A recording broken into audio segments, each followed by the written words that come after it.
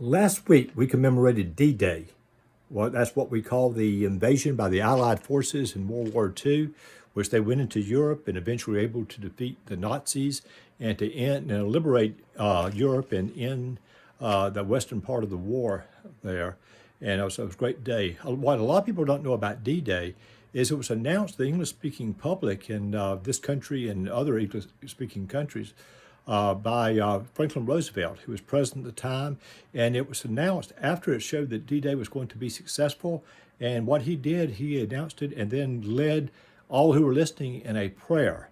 And I urge you to go to YouTube or somewhere on the internet to and read that prayer. It is something that is very moving and reflects a time when there was a great deal of unity and cohesion and cooperation in our country, so much like we do today. Welcome to one of our vlogs from St. Mark's Episcopal in Dalton, Georgia, and welcome those joining us on Facebook and YouTube. This week I'm going to reference an article written by Russell Moore this week, which I think gives a good lesson to our time for today. And in this article, Russell talks about the one of the darkest times of Watergate, when the Nixon administration was accused of covering, not just committing crimes, but for covering them up, which Nixon kept denying. And during this time, a lot of evangelical ministers associated with Nixon and stayed with him and supported him. Regardless, even Billy Graham supported Nixon and associated with him during this time and avoided any kind of confrontation with Nixon on this issue. This is something that Graham later regretted and apologized for. But according to Moore, one evangelist who did not do that was a Presbyterian minister down in Florida named John Huffman. Now, John Huffman was kind of special because he and Nixon had been friends since the early 60s. And John Huffman had been invited to the White House to preach. John Huffman Nixon had given him a signed Bible. So they were very good friends. But Huffman, despite this friendship, both in private and in public, in the Easter Sunday of 1973, he preached a sermon in which Nixon was in attendance, in which he urged Nixon to repent and to tell the truth.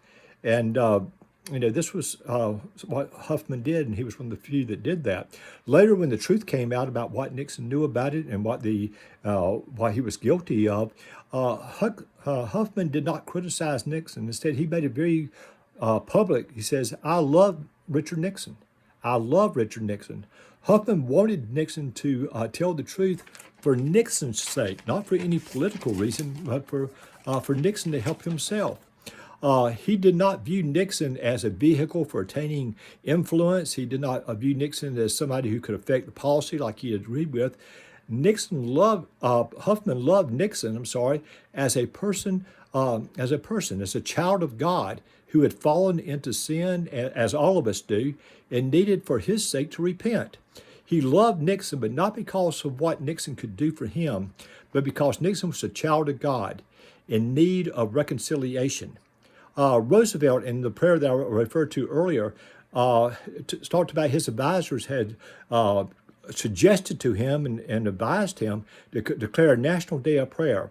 Roosevelt instead said that he would, instead of a National Day of Prayer, urge people to continuously pray until the end, because this was going to be something that was going to be long term.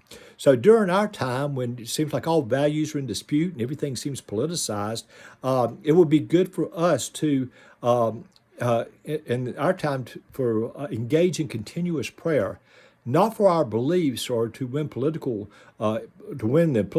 arena, or not for what we can gain, but to pray for all others, even our enemies, even those with whom we disagree. We need to pray for all others because all of us are children of God.